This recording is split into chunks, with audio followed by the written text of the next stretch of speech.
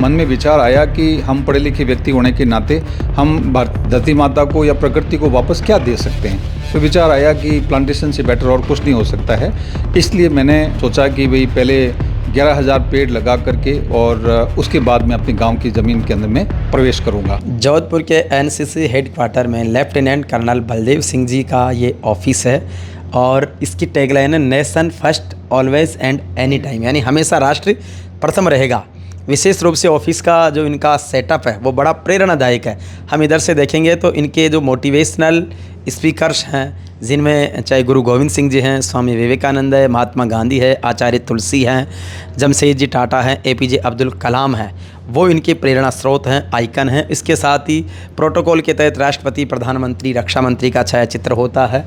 इसके साथ ही जो सीडीएस है उनका है, एनसीसी के डीजी हैं और एयरफोर्स के जो है चीफ है उनका है। बाकी जो नोबल प्राइज़ विनर हैं भारत के, उनकी फ़ोटोग्राफ्स यहाँ पर है।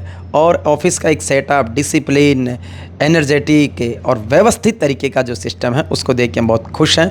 और 39 वर्षों की सैन्य सेवा के बाद, रिटायरमेंट के बाद पर्यावरण को बचाने के लिए संयुक्त राष्ट्र संघ के सतत लक्ष्य 2030 को प्राप्त करने के लिए आप पर्यावरण चेतना यात्रा 14 दिन की निकाल रहे हैं। 300 किलोमीटर, 11,000 पौधों का रोपण, गांव-गांव में लाइब्रेरी के लिए पुस्तकों का वितरण, रोज़गार के लिए सिलाई मशीन का वितरण, लोगों के साथ संगोष्ठी, ये सब कर रहे हैं। उसके लिए बहुत सारा धन्यवाद। और सर, आगे का किस तरीके से जो एक पर्यावरण चेतना यात्रा एक आर्मी ऑफिसर निकाल रहा है, एक नया नवाचार हो रहा है रिटायरमेंट के बाद में, किस तरीके से ये आइडियाज़ आए और किस तरीके से इसको इम्प्लीमेंट करने जा रहे हो?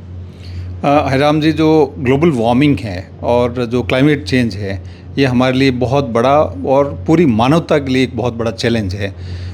इसको यदि हमने टाइमली ठीक से अरेस्ट नहीं किया, इसको रोका नहीं गया, तो पूरी मानवता खतरे में पड़ जाएगी, एक दिन प्रलय आ जाएगा। जिस प्रकार से ग्लेशियर पिघल रहे हैं और पूरा पानी पिघल करके समुद्रों में आ जाएगा, समुद्रों का लेवल ऊपर उठ जाएगा, उसके अंदर में जितने टापू हैं वो वहाँ से लोग दौड़ करके बाहर ज़मीन पे आ जाएंगे, फिर ज़मीन के अंदर में और पॉपुलेशन हो जाएगी और वहाँ से और जंगल कटेंगे, तो फिर और जो है ऑक्सीजन की कमी होगी। तो इस तरीके से ये एक साइकिल हो जाएगा। यूएन की एक अभी रिसेंटली मतलब 2019 के अंदर में एक कमेटी हुई थी, जो हाई लेवल की कमेटी थी क्लाइमेट चेंज के ऊपर में। उसने रिपोर्ट दी थी कि हमारे पास में 11 साल का समय बचा हुआ है। इस 2030 तक यदि हमने इसके ऊपर में कुछ काम नहीं किया तो ये जो प्रकृति के ऊपर में जो क्लाइमेट चेंज की स्थिति इतनी भयावह हो जाएगी कि उसको हम रिवर्स नहीं कर पाएंगे। तो ये सब चीज़ें देखते हुए, पढ़ते हुए मेरे भी मन में आया। और मैं जब असम में, अरुणाचल प्रदेश में, JNK में नौकरी करता था, तो वहाँ के लोकल लोगों से जो इंटरेक्शन होता था, तो वो कहते थे कि सब 40-50 साल पहले यहाँ पे 10-10 फुट बर्फ़ रहती थी, आजकल वो पूरी पहाड़ियाँ जो है नंगी हो गई हैं। तो ये सब चीज़ें देखते हुए मन में विचार आया कि हम पढ़े लिखे व्यक्ति होने के नाते हम धरती माता को या प्रकृति को वापस क्या दे सकते हैं। तो विचार आया कि प्लांटेशन से बेटर और कुछ नहीं हो सकता है। इसलिए मैंने सोचा कि भाई पहले 11,000 पेड़ लगा करके और उसके बाद मैं अपने गांव की ज़मीन के अंदर में प्रवेश करूंगा। और ये रूट जो हमने इस प्रकार से चूज़ किया है कि बलोत्रा में रिफाइनरी आ रही है राजस्थान की, और रिफाइनरी की वजह से यहाँ पे और ज़्यादा पोल्यूशन होगा, तो रिफाइनरी के आसपास का रूट लिया है ताकि लोगों को ज़्यादा जागरूक किया जाए। और अब वो ज़्यादा पेड़ पौधे आसपास में लगाएंगे तो पर्यावरण का जो खतरा है वो कम होगा। धन्यवाद। कर्नल बलदेव सिंह मानव जी की 2 अगस्त से शुरू होने वाली पर्यावरण चेतना यात्रा का रूट और उसमें क्या क्या बीच बीच में इवेंट्स होंगे, संगोष्ठी, अवार्ड सेरेमनी या टॉक शो या प्लांटेशन? हम जो पर्यावरण यात्रा, आज 31 तारीख को मैं रिटायर हुआ हूं और 1 तारीख का कल ऑर्गेनाइज़ करने के लिए टाइम लूँगा, और परसों 2 तारीख से हम जोधपुर विश्वविद्यालय के गुरु जम्बेश्वर पर्यावरण विभाग से यात्रा शुरू करेंगे। और पहले दम हम खेजड़ली में जाएंगे, जहाँ पे माता अमृता देवी ने और उनकी बेटियों ने और उनके जो सहयोगी लोग थे, उन्होंने 363 लोगों ने एक पेड़ को बचाने के लिए अपनी जान दे दी थी। और उन्होंने एक श्लोक कहा था जो कि एक बहुत गजब का कहा था कि सिर साटे रूख रहे तो भी सस्तो जान, यानी कि एक रूख को बचाने के लिए, एक पेड़ को बचाने के लिए गर्दन भी कट जाए तो भी आप समझना कि ये सस्ते का सौदा है। तो उनकी माता अमृता देवी से प्रेरणा लेकर के हम 2 तारीख को शाम को वहाँ रुकेंगे और उसके बाद आगे के एरियाज़ के अंदर में चलेंगे। रिफाइनरी के चारों तरफ में चलते हुए मेरे गांव के अंदर में 15 तारीख को हम यात्रा ख़त्म करेंगे। यात्रा प्रतिदिन हम रास्ते के अंदर में लोगों को पेड़ वितरित करते हुए जाएंगे और पेड़ वितरित उन्हीं लोगों को देंगे कि जो लोग ये शपथ देने के लिए शपथ पत्र साइन करेंगे। हमने शपथ पत्र प्रिंट करवा दिए हैं। जो शपथ पत्र साइन करेगा कि इस पेड़ को मैं ले रहा हूँ और मैं अपनी मॉरल रिस्पॉन्सिबिलिटी लेता हूँ कि इस पेड़ को पानी दे करके बड़ा करूँगा, वो शपथ पत्र साइन करेगा, उसी को हम पेड़ देंगे। उसके बाद हम आगे चलते रहेंगे। जहाँ पे बंजर ज़मीन वगैरह मिलेगी वहाँ हमने सीड बॉल्स, हमारे पास में एक NGO है पवन पुत्र फाउंडेशन, वो हमको 1 लाख सीड बॉल्स दे रहा है। तो हम सीड बॉल्स को यहाँ पे जैसे किसान बिजोलिया सिलाते हैं तो हमने बिजोलिया सिला दिए हैं और बिजोलिया के अंदर में सीड बॉल लेकर के चलेंगे। तो जहाँ बंजर ज़मीन मिलेगी वहाँ बिजोलिया से हम लोग वो सीड बॉल्स फेंकते रहेंगे। मौसम है बारिश का तो सीड बॉल जहाँ पे गिरेगी वहाँ पे भी वो एक पेड़ उग जाएगा। उसके बाद जब गांव के अंदर में जाएंगे तो ये यात्रा जहाँ पे मैं कर रहा हूँ, ये 300 किलोमीटर का रूट, इस पे मैं 2 बार कार से चल के आया हूँ और वहाँ के सरपंचों से और ग्राम प्रतिनिधियों से और वहाँ के मौजूद लोगों से मैं बातचीत करके आया हूँ। तो वो पौधे हम उसी जगह लगाएंगे जहाँ पे बाउंड्री बनी हुई है, स्कूल की हो या अस्पताल की हो या पंचायत की हो, जहाँ गेट लगता हो, तो ऐसी जगहों के अंदर में इसको पौधे लगाएंगे जहाँ पौधों का संरक्षण हो सके और लोग वहाँ पे पानी देने की रिस्पॉन्सिबिलिटी ले सके।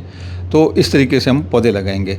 जब हम वहाँ पे गांव में पहुँचेंगे, जिस दिन जहाँ पे हम रुक रहे हैं, वहाँ पे एक चौपाल स्थापित करेंगे और चौपाल स्थापित करके लोगों को पर्यावरण के बारे में अवेयर करेंगे।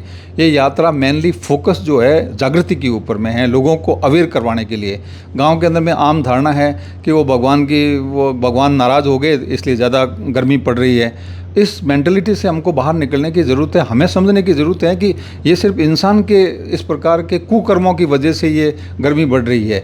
इस धरती के ऊपर में इंसान ही एक ऐसा एक जीव है जो कि जो पैदा करता है वो यहाँ पे फेंक देता है और वो प्रकृति के अंदर में डाइजेस्ट नहीं होता है। दूसरे जितने जीव जंतु हैं, पशु पक्षी है, वो किसी प्रकार का कोई कचरा करते हैं तो वो प्रकृति के अंदर में अपने आप डाइजेस्ट हो जाता है। हम जो पैदा करते हैं वो डाइजेस्ट नहीं होता और कचरा पैदा किया तो हमने पैदा किया है। तो हमने ही अपने आप को सुधारने की आवश्यकता है, इसलिए लोगों को जागृत करने की आवश्यकता है। तो हम पहले जागृत करेंगे और उसके अंदर में गांव के लोगों को ये भी बोलेंगे कि गांव में पहले बच्चों को पढ़ाओ अच्छी तरह से, पढ़ेंगे तभी समझ में आएगा, तभी ये दुनिया में क्या चल रहा है तब समझ में आएगा। तो एक लाइब्रेरी स्थापित करने के लिए 21 किताबों का एक सेट देंगे। उसके साथ साथ में हम गर्ल्स को एजुकेट करने के लिए, स्किल करने के लिए एक सिलाई मशीन और एक एम्ब्रॉयडरी मशीन, कढ़ाई मशीन, जो सिलाई के साथ वो कढ़ाई करने वाली मशीन होती है, वो देंगे। और लोगों को ये कहेंगे कि भाई हमारी 50% जो गर्ल्स हैं, जो पॉपुलेशन हमारी लेडीज़ हैं, उनको भी इक्वली एजुकेट करने की आवश्यकता है। 50% मैन पावर के ऊपर में कंट्री कभी डेवलप नहीं कर सकती है। 100% पॉपुलेशन स्किल्ड होंगी तभी कंट्री डेवलप करेगी। तो उनको करने के लिए हमने स्किल डेवलपमेंट के लिए एक सिलाई मशीन का सेट देंगे ताकि वो गांव में दूसरे लोग प्रेरणा लेकर के स्किल डेवलपमेंट के लिए सेंटर खोल सके। तीसरा, हम स्पोर्ट्स का एक किट देंगे गाँव के बच्चों को, और गाँव के बच्चों को और गाँव के लोगों को ये कहने की कोशिश करेंगे कि भाई आप यहाँ पर हर जगह, हर गाँव के अंदर स्पोर्ट्स क्लब होना चाहिए, ऑर्गेनाइज स्पोर्ट्स क्लब। वो स्पोर्ट्स क्लब के अंदर में बच्चे उसके मेंबर बने और गांव के अंदर में स्पोर्ट्स की फैसिलिटीज़ डेवलप हो, स्टेडियम डेवलप हो, ट्रैक डेवलप हो। और जब बच्चे स्पोर्ट्स की तरफ में जब बढ़ेंगे, उनकी एनर्जी जब स्पोर्ट्स में लगेगी तो वो ड्रग की तरफ में उनका जो झुकाव है आजकल सोसाइटी में यूथ का हो गया है, वो ड्रग से परे रहेंगे या सोशल मीडिया से कम 3-4 घंटे जब तक स्पोर्ट्स करेंगे दूर रहेंगे। और थके हुए होंगे तो रात को भी लेट नाइट तक नहीं सो करके अपने उनकी एनर्जी है एक पॉजिटिव वे के अंदर में यूज़ हो पाएगी। और रात को वहीं रुकेंगे। अगले दिन मॉर्निंग के अंदर में हम जल्दी सुबह उठेंगे, उठ करके गांव में पौधारोपण करके और यात्रा को आगे रवाना करेंगे। और इसी प्रकार का ऑल 14 प्लेसेस के अंदर में यही रूटीन चलेगा और इसी रूटीन के तहत हम ये पौधे लगाते लगाते गांव में चौपाल आयोजित करते करते, लोगों को जागृत करते करते मैं अपने गाँव में 15 अगस्त को पहुँचूँगा। वहाँ गांव की स्कूल के अंदर में झंडारोहण करके बच्चों को मिठाई वितरित करके मैं अपनी माताजी के पास में अपने गांव की ज़मीन में प्रवेश करूंगा। धन्यवाद। तो यह है कर्नल बलदेव सिंह जी की पर्यावरण चेतना यात्रा की रूपरेखा। आइए, जो भी इससे जुड़ना चाहे स्वागत है। मौका लगे ऐसी अद्भुत नवाचार की इस यात्रा को ज़रूर देखें। टीम JVP मीडिया ग्रुप प्रयास करेगी कि इस यात्रा को हम अच्छे तरीके से आप तक पहुँचाएँ। धन्यवाद।